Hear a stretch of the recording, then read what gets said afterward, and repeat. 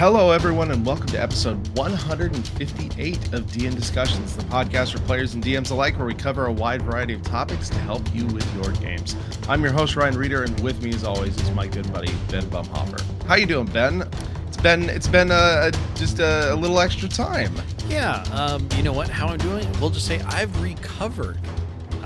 Yes, we pushed it a little bit because Ryan was on vacation, and then when he was back and we were ready to record, I was very sick and not feeling well at all. So, yeah, but we're back. We're both raring to go, and pretty happy with what we get to talk about today.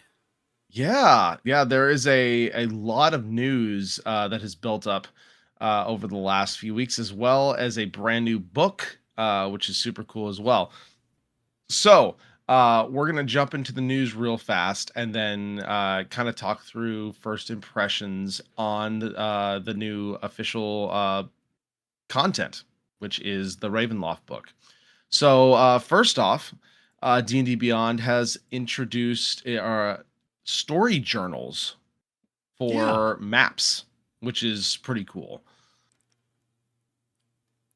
Let's see, changing note taking in your sessions. So you can actually jump into maps and add notes to things. Um, the players will have their own journals that they can use to Eventually. just throw in there. Yeah. From maps, you just tap the J key and you can start capturing what happened without slowing the session down. Yeah. Right now it's only working for DMs. But the idea of being able to have like kind of more of a journal while you have stuff up and running, especially like an encounter or something like that, is very handy. And then even if you don't have an actual physical map going, I mean, as a DM, you have the screen up all the time anyway. So even if you're not, like broadcasting the map and, making it interactable to your players, you can throw that stuff in there already, which is nice. Like personally, I have everything in like a Word doc that I'm kind of trying to put my session notes and everything, but with having everything open all at once, sometimes it's kind of hard to really kind of jump in and make the notes that I need at the time. Whereas Mm. with this, the fact that it's just right there, on a screen that's already going to be open and stuff, I think is pretty great. But on Yeah, top of I that, think yeah, it's super helpful for people that are using maps, yeah, especially. yeah, most definitely. I mean, that's the kind of the caveat with all of these updates that we're talking about with maps, the VTT that D&D Beyond has, because a lot of these updates are for people who use them, which I know that some people do use it in person as well as, like online, like I do. But, any sort of update, any sort of ad that just makes a DM's life easier and just like, so much less stressful, I'm all for. So I'm actually pretty excited about this, and I will probably start taking more time working with it. Um, I'm looking forward to having like a search function added. It automatically like puts the dates when the whatever the notes were actually put in and stuff, and they're saying that yeah, this is what is going on right now. And they've already like rolled out kind of a roadmap what they're planning on putting into it. So it's pretty great. I'm excited about it, and I think it's actually a really cool feature that we really didn't see coming. It's very much needed for people, especially who are running their campaigns fully online. Mm-hmm. Having a place where you can put in quick notes and then eventually players being able to pop in quick notes is huge.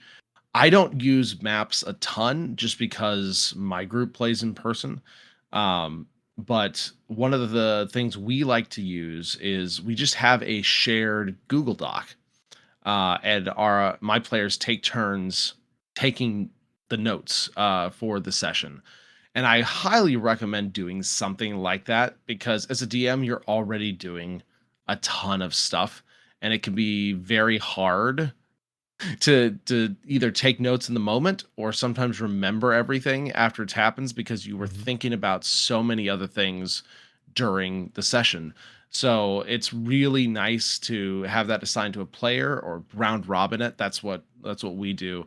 And then they throw it all into a shared doc so people can jump back in and read any of the past stuff, look up some of the stuff in previous sessions. It's honestly worked really well, because I originally started out doing all the notes and DMing, and it was a lot because I would finish up a session, I would go home, and then I would sit down for 20 or 30 minutes and just try and write out.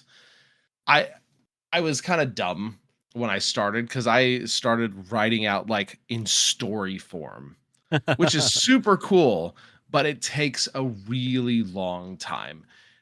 So in the second campaign I did, I started doing bullet points, and that helped a lot, but it was still all on me. And so now in this current campaign I'm doing, transitioning that responsibility in a round robin to the players has helped a lot. Yeah. And with that, for in maps, there will be a player journal, there's a communal journal, the DMs will have their own. So it's basically a really great tool for everybody to just kind of keep track how they want to, and still be able to kind of look at the communal, like, what did I miss? Did I forget something for my notes? Or if you're like me, when I'm a player, I write my notes as what my character witnesses. So if I'm not there, it's not in my notes. So I might forget something really super important that I was technically told later on, that we never covered. So it's something that'll be kind of handy to kind of have an idea of what happened in the history of the game, for if I missed a session, or if my character wasn't available, or I forgot to write something down. Which I don't know how many times I've been playing as a DM or a player where it's like something really big happens. I'm like, oh my gosh, this is great, and I'm just so transfixed and completely forget to note it at Yeah. all. So Yep. yeah, It's this a is thing. this is a really cool added feature, I think. Yeah, I completely agree. Um, Next, some fairly big news. D&D Studio is introducing a D&D community advisory group. Um, this is something that has kind of come about as part of the survey. They mentioned the winter community survey specifically, um, and thanking people for it. They're reading it, acting on it, and they want to keep doing this regularly to check our course. Themes came through consistently: trust, game quality, and value, especially for D&D Beyond subscribers. We're very excited about the 2026 roadmap and the seasonal model.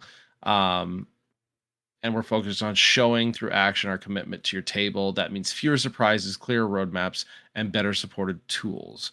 And so, since Dan, who's the writer of this blog, came on last summer, he's been listening directly through the monthly AMAs, Discord state of the game updates, creator YouTube channels, UA feedback, reading comments, and of course the survey.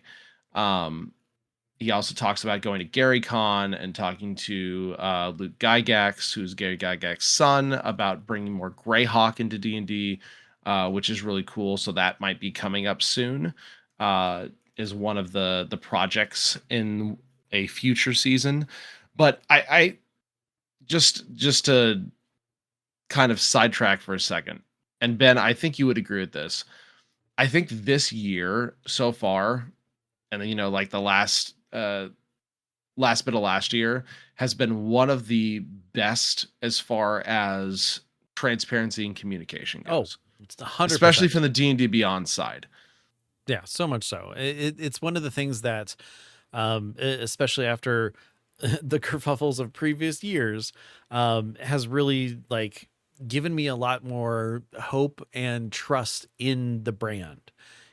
By showing what they're listening to with our feedback, like really taking to heart some of the things that people are commenting on in those surveys, or just by talking to them and everything. I see a lot of support coming towards us, and I think it's absolutely fantastic. And the fact that they're so open about design choices, why they do the things they do, or and just even previews of things, much less like, taking the time to do an AMA, or just saying like, hey, someone said we needed a roadmap. That's a really good idea. That'll help. Let's make a roadmap. Just like a simple suggestion that turns into an incredibly great thing that is valuable to the entire community. You're right. The Yeah. transparency has just been amazing for the last Yeah, and I mean, few quarters. in some ways, it's kind of been there was kind of radio silence ish for so long. There was very, very few studio updates other than, announcements of products and then the barrage of marketing that came with them. There was very little community outreach and content to kind of share like what was coming up, what they were thinking, feedback based on a lot of people's, wants, especially when, it comes to D&D Beyond. So I've really liked this direction a lot, and I'm really hoping they continue it. Yeah, for a But game that really relies on community to be run and have fun, they're leaning in towards the greater community to really kind of mold and work it for the betterment of everybody. yeah, which is exactly how it should be. And I mean, to that point too, Dan continues. Last summer, I shared we were forming an annually rotating D&D community advisory group with a simple goal: bring trusted community leaders into the room early so we can help stress test decisions, surface risks, and make better calls before things are final. We built this group by bringing together a variety of creators, store owners, event organizers, community builders, and educators, each bringing a different lens on what D&D is and can be. And since forming in December, so about 6-ish months ago at this point, the group has met with leads across our team to discuss early products, concepts, and D&D Beyond tools, and to challenge our approach. Alongside feedback we're hearing more broadly from players, creators, and community, they pushed on the lack of roadmap, which led us to revisit our plans before sharing the 2026 roadmap timeline in March. Which, who knows, maybe that was part of why it took so long for them to initially, release anything for the year. And we're all just like, what is going on? Where, Exactly. where is things? Um, some topics are still far out, and this gives us a chance to adjust earlier. And that's part of the point. This group engages early while there's still time to change course. He says it doesn't replace Unearthed Arcana, surveys, research, and conventions, or the many other ways we listen, but it's one more channel built for consistent, candid input from people deeply involved in the game. They also say they compensate members for their time, as we would any professional consultant, but we expect candid, unfiltered feedback and will rotate membership so the group evolves as the community evolves. Yeah, that And then there is a big list, and we'll obviously have a link to this as well in the show notes at dndiscussions.com, so you can check out the full list, links to all their socials and kind of what they're about. But it seems like a fairly diverse group, which is fantastic. Yeah, one of the things that they mentioned in the post is that they're, bringing, um, creators, store owners, event organizers, community builders, and educators. And I think having that different aspect of a lot of different things really helps out because, all of those, groups are kind of on the front line of seeing everything that's kind of going on, what's happening, and really be able to provide some fantastic feedback. I'm again just super excited about all of this, and I like the fact that it is going to rotate yearly, so it's not just the same people in the same spots. They'll be able to continuously bring in different perspectives and different ideas on things, Yeah, and that's smart. I'm really excited about it. Um, Of course, I'm a little bit even more excited about it because going over the list of people, oh yes, the owner of my local game store that I love, Silver Dragon Games, just happens to be on this first D&D community super advisory cool, group. So, Scott, super cool. congratulations. That is awesome that you're on it. And I am very happy for you. I've been able to play in a game or two that he's DM'd, and he's a ton of fun. I mean, he's a ton of fun just as the owner. Every time we go for like D&D day and stuff like that, he's, very fun to be around. But being in his game, he's got a huge background in TTRPGs and D&D and D and stuff, and it's pretty great. So I'm very happy for him for that, and it fills me with a little bit of pride that the owner of my local game store Yeah. is one of That's the so first ones cool. on the advisory board. So yeah, go Scott. Yeah.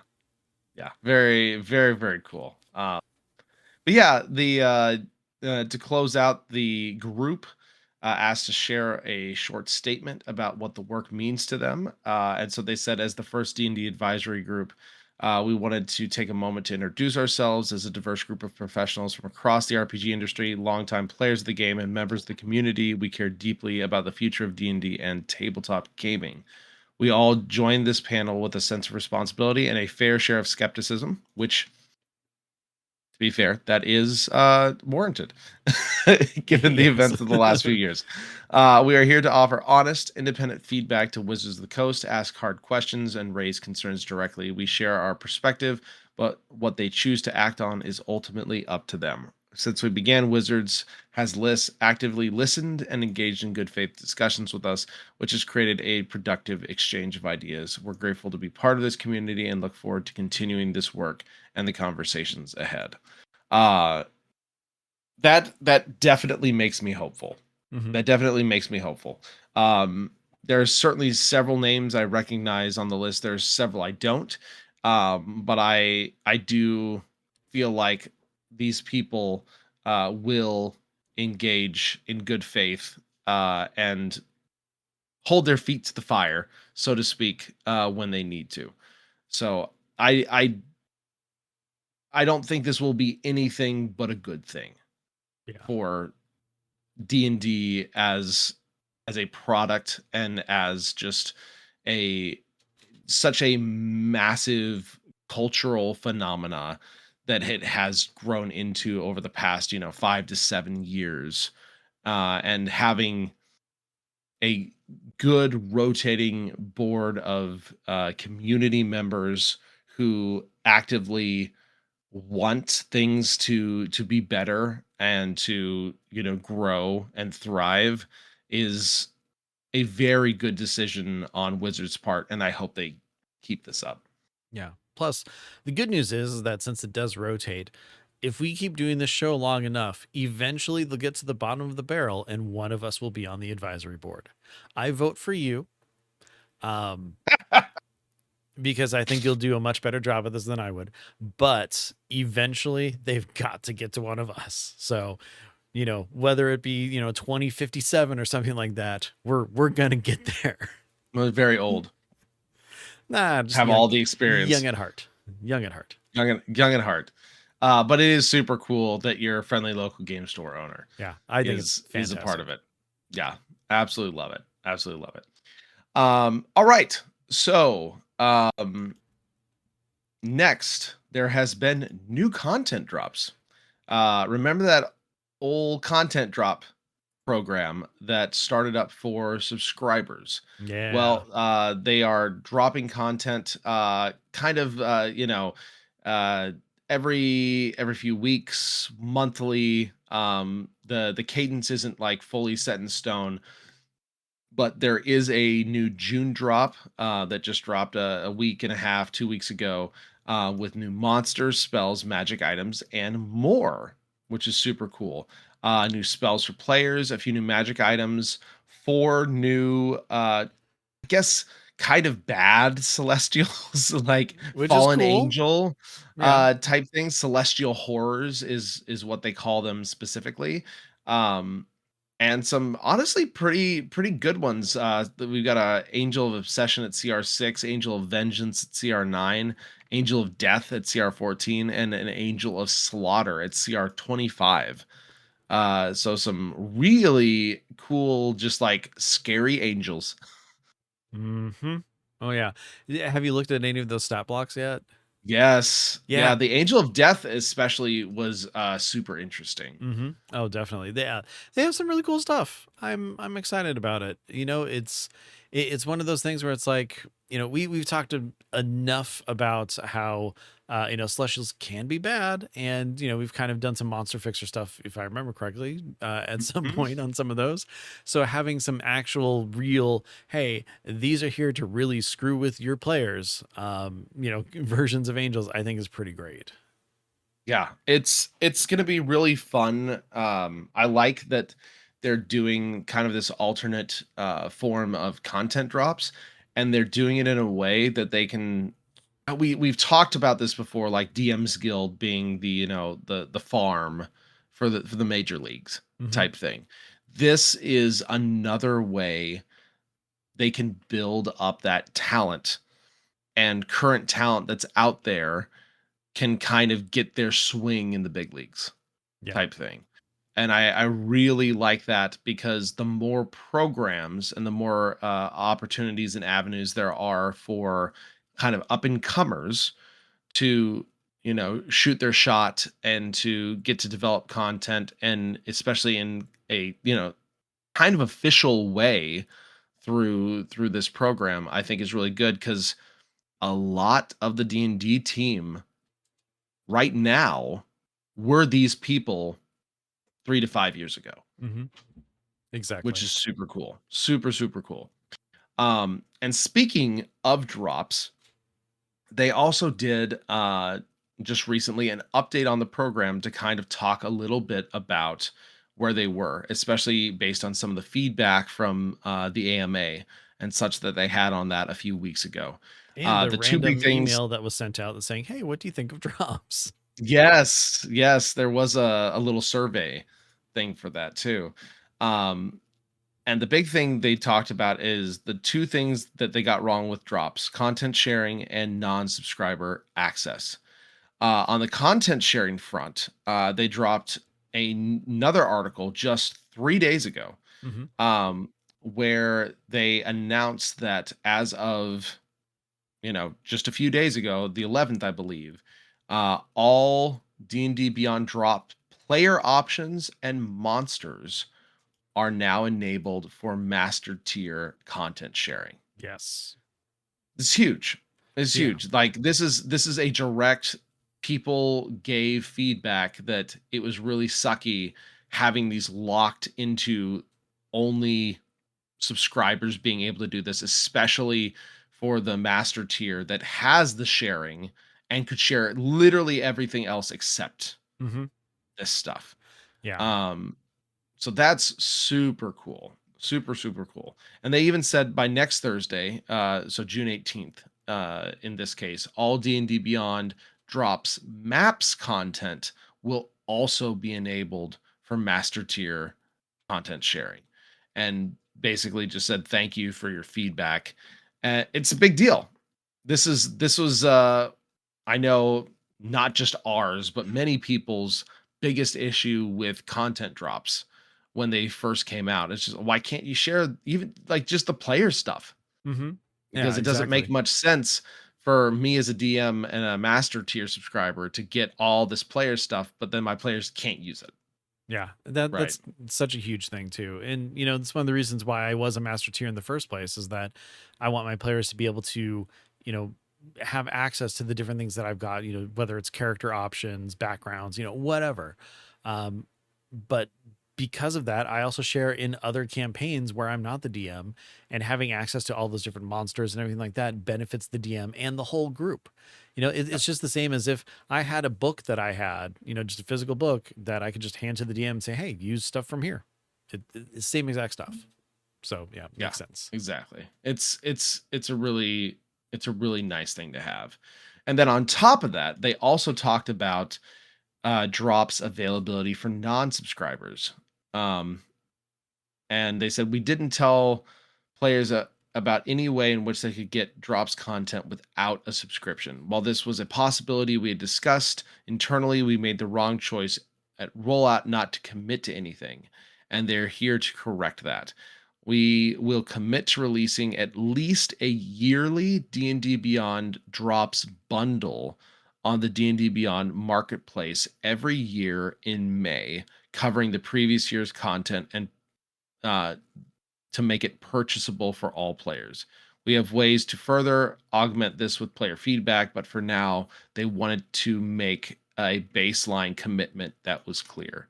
So think of all this now is basically subscribers get early access Yep. to this stuff, and then they will do a roll up of all the content at least once a year in May, and anyone will be able to purchase it for permanent, just buying it permanently. Yeah, which I think is also the right way to go, because if I were to, end my subscription, if I would lose access to all that stuff, I would want a way to be able to, buy it back or have it in some form. So not only does that help non-subscribers just all around, it helps people who had access who, for whatever reason had to end their subscription. And I think that that's a smart move as well. Yeah, I completely agree. This is really smart move for them, not just from a community standpoint, from a business standpoint Yeah. too, honestly. Because there's a lot of people who may not need to subscribe, who may just be in a campaign or two, want to make a character or want to make a few characters, but they still want access to all this extra content. And so this is a great way to get it without having to pay monthly for it. It'll just be a buy once and you're done type Yeah. thing. Even more so, it's one of those things where you're in a campaign where someone shared and they have one of these really cool backgrounds. It's like, oh, that's really cool. Great. I want to use it. Oh, if I'm not in that campaign, I can't. But now I can because it's available to me. So boom. So yeah, good stuff. Very cool. And then finally, uh, they are celebrating the International Day of Play. Obviously, this is past a few days ago from when we are recording this now, but the International Day of Play took place on June 11th. And for the second year in a row, they're offering a new short adventure, great for players and dungeon masters, new and old. So there is a claim page that you can go to right now. We'll have the link in the show notes on dndiscussions.com. And you can add the brand new small adventure Borderlands Quest Goblin Trouble. Um, or sorry, Borderlands Quest Goblin Trouble was last year's, and they made that available to claim again. But this year's is Borderlands Quest Dagger Danger. Whew, it's like say that 5 times fast. I'm gonna have to Dagger Danger Danger. Dagger danger, dagger danger. Oh, dang. I thought I was going to be able to show you up, but nope. But both of those are now available to grab if you want to get some free content that you can just unlock permanently on your account. So we'll have the link to those in the show notes on dndiscussions.com. Yeah. Okay, so a lot of news. We've been gone for a few weeks, a lot to catch up on. But one other gigantic thing that happened while we were off was they released a new book. It's called Ravenloft: The Horrors Within. The digital version And is available if you have pre-ordered. The actual physical version comes out on the 5th, 16th. oh, it is out. It is out. It is? I thought it was out on the 16th. I have copies. The copies are in my friendly local game store right now. Oh, well, good golly, I was wrong. I went off of the timer on D&D Beyond, and it still says it releases in a day and 11 hours. So maybe you're lucky? Unless they released it a little, maybe they do like a week or two early at friendly local game stores. But my physical copy that I bought is here. My stuff is unlocked on D&D Beyond right now, which is awesome. The alt cover, if you are an alt cover collector that are in your friendly local game store, is phenomenal. Mm-hmm. They have just been absolutely killing it with the alt covers. I kind of wish I had been an alt cover collector in some ways, but unfortunately, and that's my one beef still, is there's still not a good way for me to get the alt cover and get the D&D Beyond version of it at a discount as well. Yeah. Yeah. No, I understand. I'm kind of the same way because some of those alt covers are just beautiful. Like I would have Beautiful. loved it for the 5.53 books, but well, it is what it is. Yeah. But Uh, the book is chock full of content. There are 17 fully realized Dark Lords, and 16 different domains of dread. And yes, there is one extra Dark Lord, but one domain has two.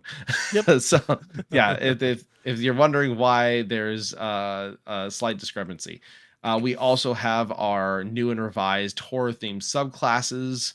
Um, the College of Spirits Bard, the Grey Domain Cleric, Phantom Rogue, Shadow Sorcery Sorcerer, and Undead Patron Warlock, as well as the new Reanimator Artificer and the Eldritch Hollow Warden Ranger. Yes. So lots of really cool stuff. An extra 41 monstrosities, 10 domain denizens, 17 Dark Lord stat blocks, obviously, some updated creatures from 5e, Origins, Dark Gifts, extra Bastion stuff, which is super cool. And again, just pausing. Please put Bastions and the Artificer in the SRD. Please. Please put Bastions and the Artificer in the SRD so that people can support them with third party content directly and officially. Hmm. PSA. But yeah, Ben, there's a ton of stuff in this, and I know we've had a little bit of a chance to like dive in and start looking through it. What are your thoughts as you've started perusing the new Ravenloft book? Well, here's the thing. First of all, I was so wrong on everything that I thought about Ravenloft beforehand. I essentially thought that Ravenloft was Barovia, and it was the Strahd campaign. Like I thought that that was like the world, how Forgotten Realms is the world. Well, I mean technically Ravenloft is the world, but I didn't know that it's broken up into just all of these different dark domains just all over the place that you can't get from one to the other unless you're like super lucky and stuff because of the mists in between all of them that acts like a border. That is cool. I think that that is really interesting, and it makes so much more sense now and how you can have like a horror themed setting instead of like the entire world being horror. It's like it's this like kind of big chunk of land, and that's kind of about it for this type of horror. um but I gotta say that as a fan who's not, or as a D&D fan who's not the biggest horror fan, this has actually like kind of opened up a lot of really cool ideas, and also different um things that I'll now have access to kind of play with fun stuff. um the new species are great. The Dampier, which is essentially a vampire, the Hexblood, kind of like a ghosty witch thing, Lupin, which is a werewolf, and the Reborn, which is like Frankenstein's monster. Those are neat. I think that's really neat.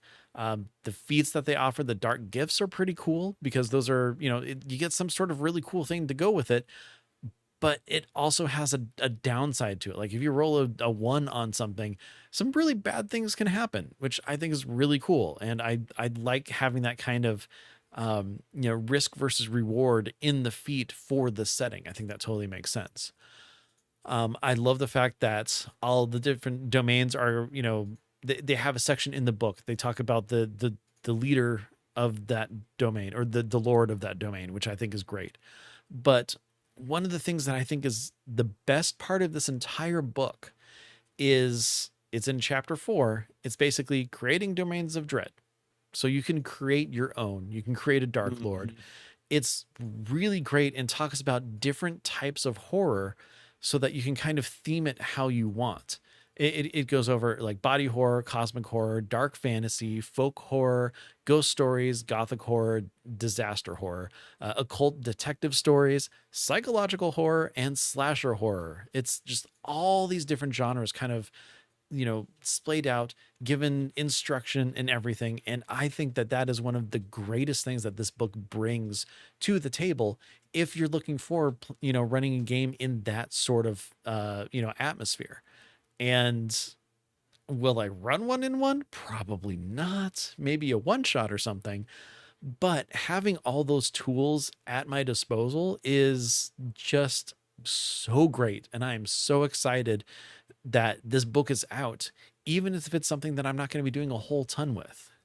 On top of that, too, I love the fact that they have added Innsmouth in here so that you can actually have a full blown Cthulhu story with a stat block for Cthulhu in your D&D game.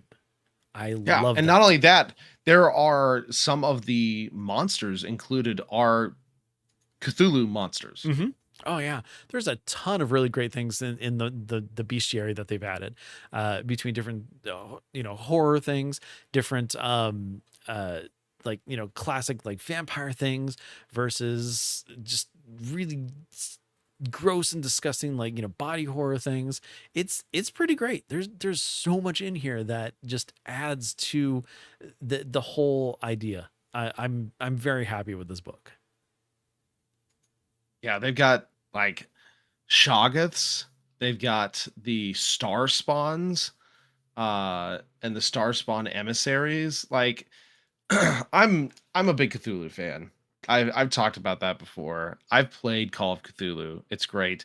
I've played Mansions of Madness, Arkham Horror, board games and such. All very cool. So seeing this kind of officially in D&D is honestly super fun. Uh, I feel like you could get some really fun one shots out of running like Innsmouth, Mm-hmm. uh, Domain of Dread with Cthulhu, with some of the Cthulhu monsters. They've actually got a map, a nice Innsmouth map, that you can show. There's like a player version of it and a DM version that you can look at with a bunch of different locations. Cthulhu himself obviously has a big old stat block, CR 25. Yeah, it's really really cool. There's a lot of stuff to it, and this is only one of 16. But having not only these, but there's a bunch of maps in here too, Well, and that is super cool. they also have like campaign arc ideas for each of the domains. Like again, for Innsmouth, they've got levels 1 to 2. This is kind of what they recommend doing. Levels 3 to 5, maybe something along this line or these lines. 6 to 16, this is what we recommend. 17 to 20, which you know, fourth tier D&D stuff, great.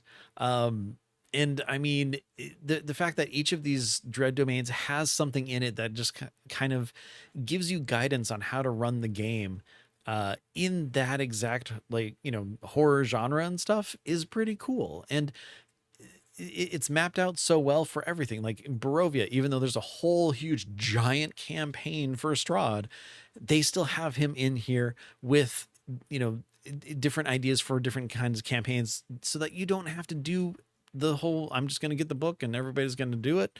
Everybody's played it before. We're going to do it again. You can kind of come up with your own thing. Like their campaign arc has, something from 1 to 5, 6 to 8, 9 to 10. It gives you so much more freedom than here's the actual campaign. It just gives you like here's just a little bit, here's the bits of information in Barovia, have at it. And I think that that's great, and it works really well as a just a reference material as opposed to just the full on campaign. Yeah, it's the timing is weird because it is a horror book in the summer, which which is which is definitely a little strange that this one wasn't like here's our fall book, Well, and the magic one wasn't this one, but it's in the summer, so it gives you time to plan a campaign there you for the go. fall. There you Yeah. go. That's See? probably the reason. Yeah. It gives you a few months, so that you can get all read up and prepped up, to run some horror stuff. But yeah, no, it's a solid book. Um, I will say it does have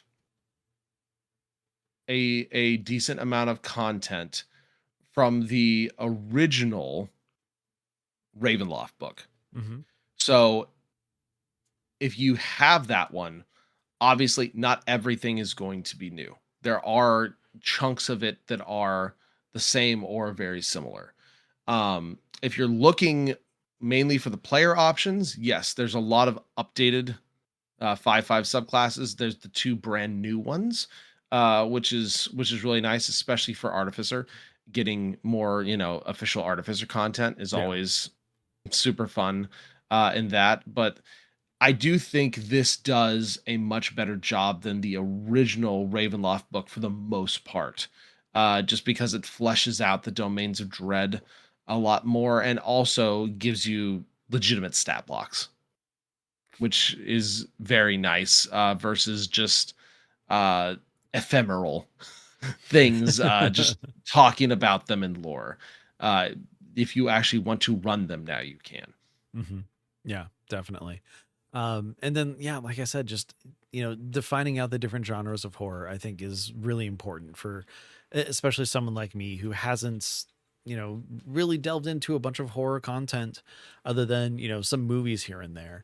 But having the different principles, the types of villains and identities and stuff, as well as like, uh, torments, plots, just different settings and stuff. I mean, it really comes out to being a great roadmap into creativity if you're unfamiliar with it. But even more so, it'll just help accentuate anything that you are able to just bring to the plate from experiences that you've already had with different media or content or anything like that. So just, yeah, overall this is a really good book that I never thought that I would be as like, you know, keen on as I am. I'm happily surprised. Yeah, and I think the Bastion section is actually super cool too. We're just starting to mess with that system in Hmm. my current campaign, which I'm pretty excited for. I think it'll be pretty fun.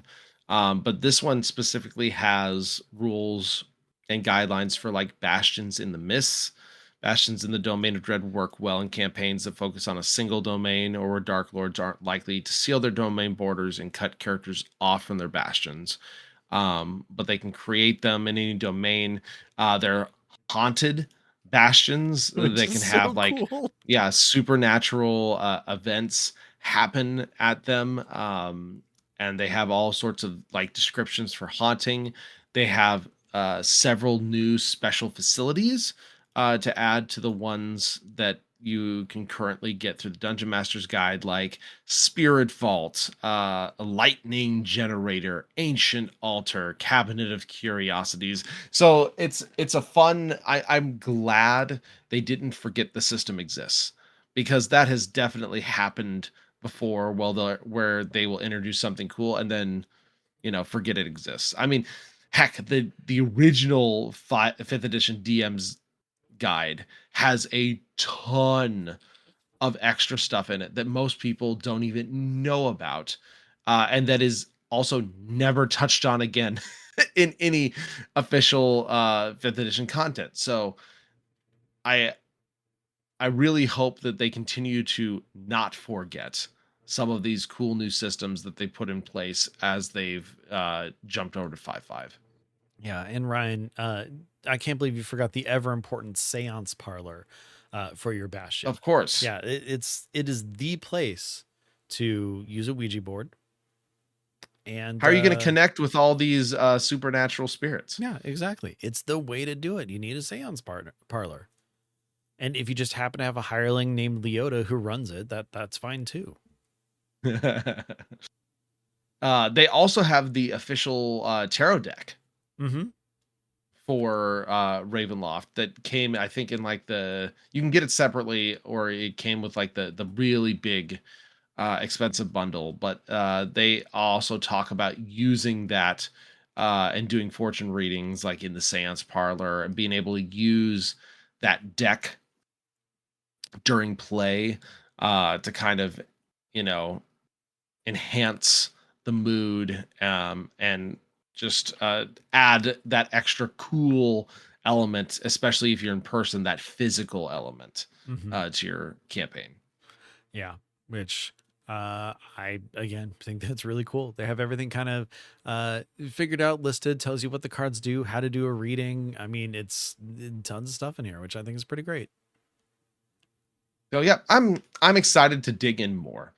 Um, if I do some like, you know, October Halloween one shot stuff, which I do like to do some of that sort of thing, especially around holidays. Like obviously, we do our winter one shot every year. That one of our favorite things to do, um, and we sometimes get to even run a version of it for players that we have. And so taking this and doing one shots, there's so much content and so many ideas for that type of thing in there. It does kind of make me want to dive in to do something like that for like spooky season this year. Well, it's funny that we're kind of talking about this, and the different dread domains and stuff. Like, like I said, I've said like 5 times now in this episode, I'm not the biggest horror fan. But who says that Halloween Town from Nightmare Before Christmas isn't a domain, a dread domain? I mean, if you think about it, Yeah, I mean, it fits. if you think about it, the the like liminal space where you go to all the different holiday towns is basically the mists Yeah. Oh, totally. leading to each domain of dread. Yeah. Yeah. I Although some of them are just slightly less dready than others. True. I mean, who knows? Maybe our Christmas one shot is already writing itself based off Oh my of god. this. I got This Is Halloween stuck in my head already. Perfect. My job here is done. Ugh, man, we need to write this down. Like We'll forget. we can do Nightmare Before Christmas one shot. Or maybe we'll do a Halloween one shot this year and it'll be Nightmare Before Christmas. Ooh, Oh that could be man. fun. Setting it up into our very first 2-part one shot, where the second part is the Oh, Christmas part. a two-part one shot, which is a two shot.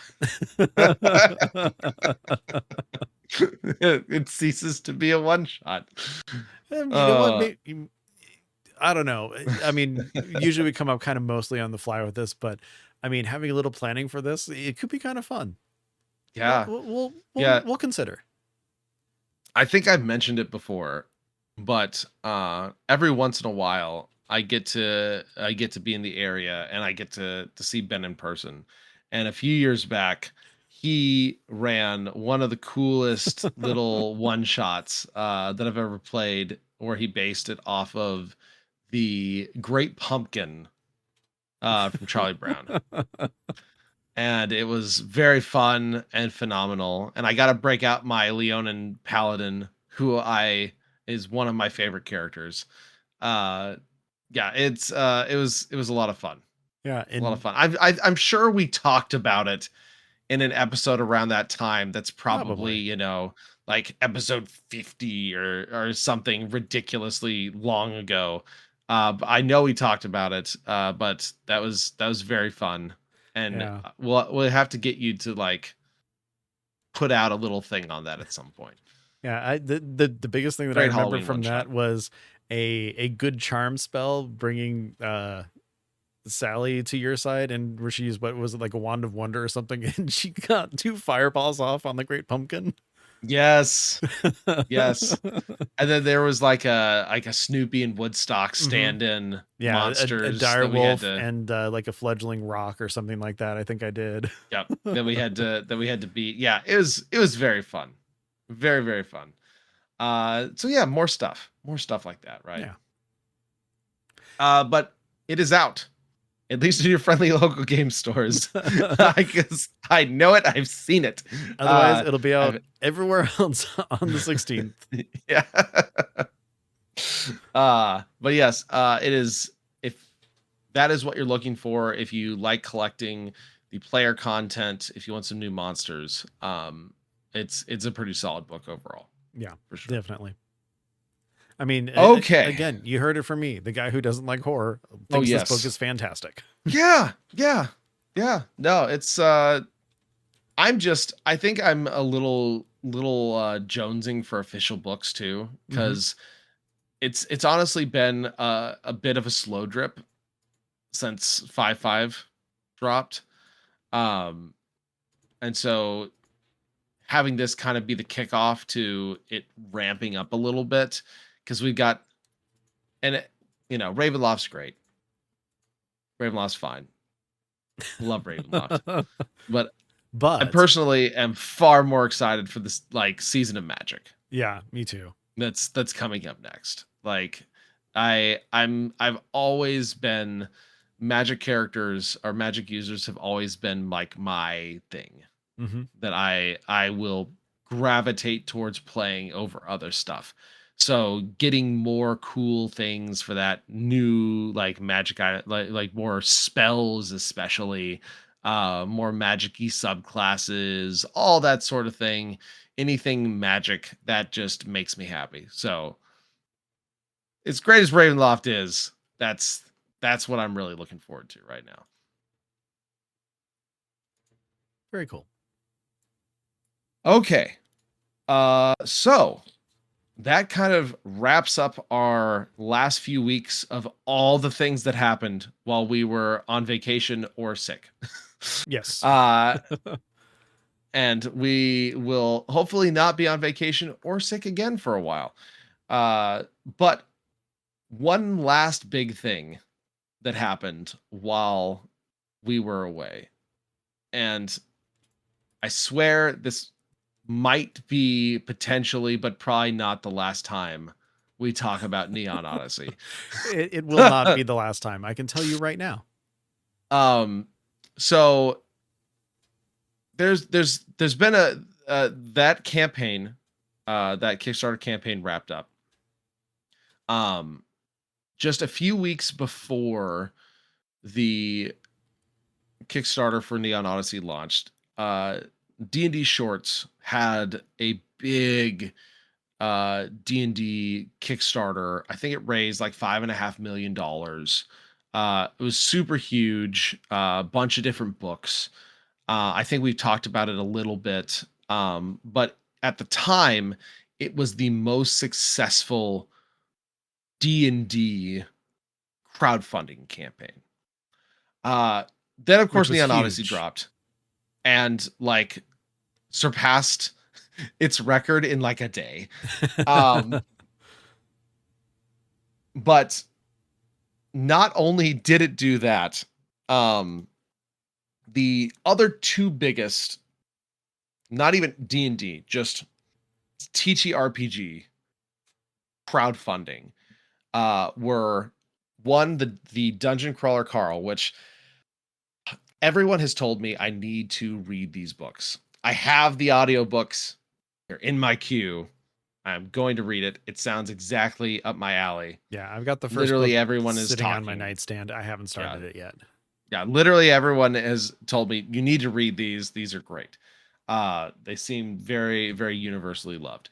But there was a big TTRPG crowdfunding for that recently, and it basically came in at number 2, right behind the Cosmere, which has frickin' Brandon Sanderson behind it. So of course, like 15.1, 15.2 million. That is the record. That is a crowdfunding record for TTRPG. Which is huge. That is the cliff, that is the mountaintop for the Stormlight part of the Cosmere RPG. Um Wildly, Neon Odyssey, as it came to a close, raised 16.1 million, surpassing both Dungeon Crawler Carl and the Cosmere, to not only become the highest funded D&D thing, crowdfunded thing currently, but also the most crowdfunded TTRPG project, period, Mm-hmm. which is absolutely wild. Uh, so we just wanted to say congrats to the Evantris crew because freaking awesome.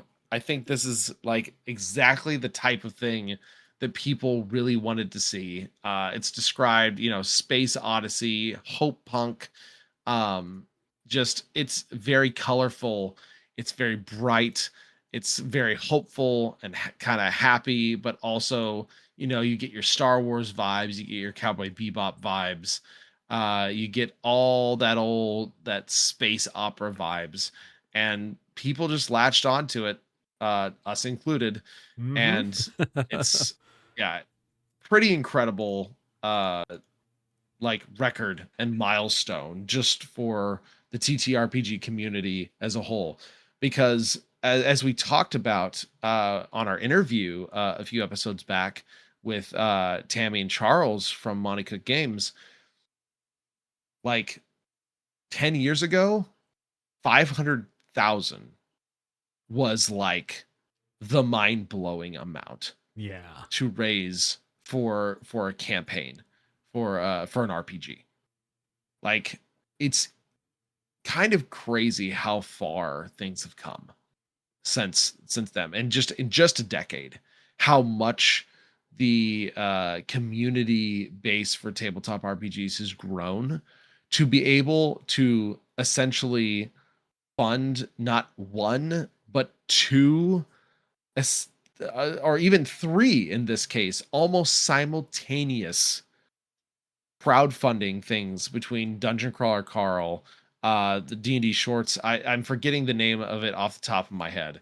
Um, I'm looking it up. Helena and Ryoko's Guide to Mythozoology. And then obviously Neon Odyssey. Three of these massive things at the same time, raising, 6 million, 16 million, and like 14 or 15 million, Mm-hmm. all within the span of like 2 or 3 months. Like that's wild. That is absolutely wild to me that we have grown from there are just a few crowdfunding things, and 500K is so big and so mind-blowing we started a company type thing, to we just had three big TTRPG things within 2 or 3 months that raised collectively like 35 plus $1 million. Yeah. That's That's wild. Absolutely wild. So it's come a long way. Like, I think that just really kind of puts in perspective how much the community has grown around this genre, the tabletop RPGs in general, over the last 10 years, and how, D&D obviously has been a big part of that, but so many other things, so many offshoots have then been enabled and then also grown the communities in their own ways from a lot of this stuff. yeah. So it's a very exciting time. It's a very exciting time to be into TTRPGs. There has never been more choice in TTRPGs than there is today. Between just like big studios or small indie, single page, few page like Zine type things. Um, so it's just very exciting, and we wanted to give them a big shout out and a big congratulations, because it's a huge milestone. And if you want to pre-order, pre-orders are even though the crowdfund is over, pre-orders are open Mm-hmm. now. So we'll have a link to that in the show notes as well. But Yep. yeah, Now we just need crazy those times. to be made and in our hands within the next couple weeks. It'll be a lot longer than that, but oh man, I'm It'll be chomping a at the lot bit. longer than that. But it's good because I need that time between now and like next November, or To finish your January campaign. January of, probably more like January February of 28, to finish my campaign up. But it is I've already talked to my players a little bit about it, and I'm like, if everyone ends up being on board, it's like this is something that I really want to do. Even though I love my homebrew world, I've been doing campaigns in it for 10 plus years now. I feel like this would be a very fun campaign detour for just a little bit.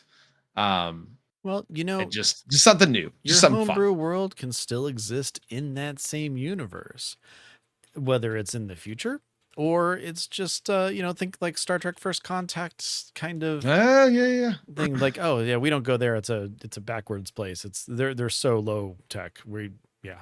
yeah. Yeah, it's very fun. So I'm excited.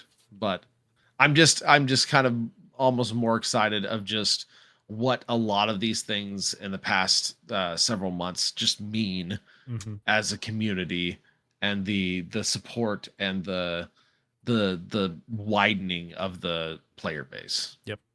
So very, very cool. Um all right. And with that, that will bring us to the end of our episode. Um, of course, as always, we usually like to talk about what we're doing in our own games. Ben, have you gotten to play anything since we last talked? No, not yet. Still working on personal stuff and everything, getting through a lot of stressors before I can really do something. But the next D&D game day has been announced for our local store, and we're going to be joining in. And it is a horror themed, like basically Ooh, vampire themed day. So Nevermore and I, we're waiting for signups. We have our favorite DM. We're waiting to see if she was going to be running something. So, like the first set, she wasn't in it. It's like, okay. Second set, she wasn't in it. We're like, okay, well, we still have options for those. Then the third group for late in the night showed up. She was the DM. We immediately joined, for that game, or signed up for that game. We didn't even read it. I'm going to read you the title of it now because after. so this is just like we love the DM, whatever Oh they're yeah, running, we're just exactly. signing up. And then we read the title, and then we both got insanely excited. So the title's The Audit of Staten Island, a What We Do in the Shadows themed Ravenloft comedy one-shot. Oh my god. I want to play in that. Yeah, exactly. I Oh, mean, holy it's crap. going to be amazing. So the mists of Ravenloft are Oh. terrifying, oppressive, and incredibly behind on their property taxes. Your dysfunctional household of immortal weirdos and long-suffering familiars has a massive problem. High Auditor Vane is arriving at midnight to shut down your domain of dread for abysmal horror metrics. With the master vampires panicking and the basement infested, it is up to your crew of roommates to fix the code violations, appease the local werewolf pack, and save your home. So yeah, I mean, Oh my 100% in. I god. am so excited. I've already made my character.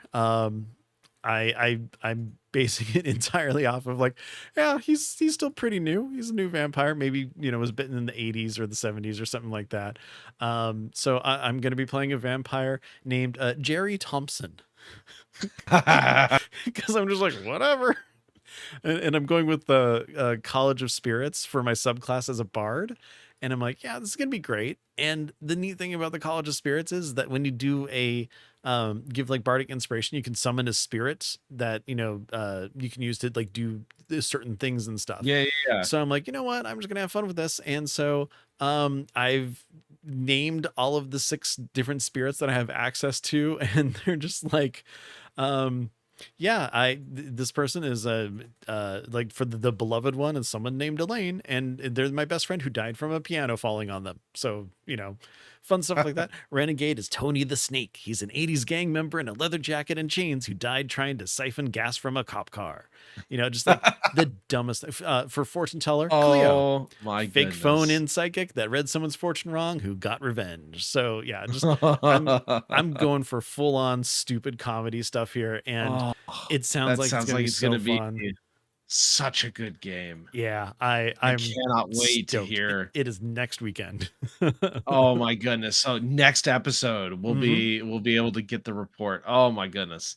Yeah, it's gonna be great. I'm I'm so excited for stoked. this. I am stoked to hear about that. That is freaking awesome. Yeah. So that's gonna be in my future. That's next weekend. Yeah. Very cool. How Very about you? Did you get a chance to jump in and play? Yes, we actually played just last night. Ooh. Um, we've got two new people joining the campaign, which is super cool. But we haven't fully gotten their characters yet. We want to do make sure they have very strong integrations into the world, and a lot of good reason to be with the current group. So I ended up meeting with the current group, and we were able to kind of close the loop on several like downtime things that we didn't get to Hmm. fully finish out because it was like 1 in the morning, and I was like, we all need sleep. The What? last time we were together. Yeah, I know, right? Um, so it was really cool getting to do some kind of family scenes, which was really Hmm. fun.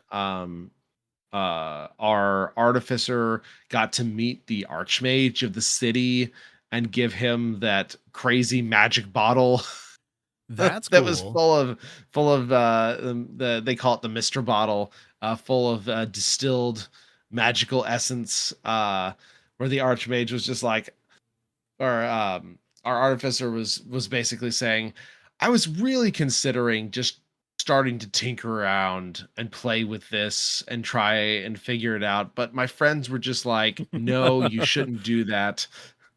You should give it to the archmage. And the archmage is basically like, you have really good friends. This thing could have blown up the continent under the right circumstances. And it's just like, and it was a very fun little reveal just to see them all go, oh, that's what we had. Oh no. That's a definite potentially catastrophic failure for a one. Yes. So funny. It was, but it was great. Like it was just a really well done, lots of great role play, like I said, closing the loops on several things before the new characters come in. So yeah, I'm really excited. I'm glad we were able to do that. I feel like we're in a much better spot now. Yeah. And I'm excited to play here in a few weeks as the new characters come in too. Oh, very cool. Yep. But with that, as always, thank you so much, Ben, for being a wonderful person. I'm glad you're feeling better. Thank you so much to everybody else for listening and just hanging out with us for an hour or so every few weeks as we just get to geek out about one of the things that we just really love doing. Yeah. Um, and of course, before we go, Ben, why don't you tell everyone where we can be reached? Of course. Um, you know what? I'm just gonna drop it right there. dndiscussions.com. It's got everything you need. It's got a link to our Discord, which is a fantastic community, just a bunch of really great people. If you have any questions about D&D or TTRPGs, or you need brainstorming help, or you just want to tell about, your game and what's going on, that's a good place to do it. I've got a link on dndiscussions.com to our Discord server. There you'll also find links to our Blue Sky accounts. The show is at DN Discussions. Ryan is at TBKZord. I am at Ben Bumhofer. And of course, if you don't like, kind of a public setting, or you want to reach out and just, tell your story because you're a little shy and you just want us to hear it or see it, or if you have a question that you want to contribute to the show, which we love answering those questions too, just email us. Send that to dndiscussions@gmail.com. It is a very easy way to get a hold of us. All it takes is just a couple, bits of a typey type on a keyboard. Try that out. I don't know what I'm saying with that. That sounded weird. Anyways, as for myself, I also do another show called Plus 5 to Hit. It is an actual play podcast for a homebrew world for Dungeons and Dragons, and we're having a bunch of fun in there. we're getting to a mystery of a town that was kind of sucked out of its world and placed here, and we're trying to kind of figure out the mystery behind that. And I'm really excited to see where it goes. And oh boy, we had a really good last session. So definitely check out +5 to Hit. It's a lot of fun. Aside from that, though, this show, DN Discussions, thank you very much for listening. Thank you for all of your support. All of you are just absolutely great, especially those in our community on Discord. We love talking to you, love hearing from you. And of course, Ryan, thank you so much for joining me this week, because I always have a blast. And again, Ravenloft, who knew? Besides everybody else. But yeah, it's really cool. But with that, everybody, thanks again for listening. And until next time, roll high and be good to each other. Take care, and we'll see you soon.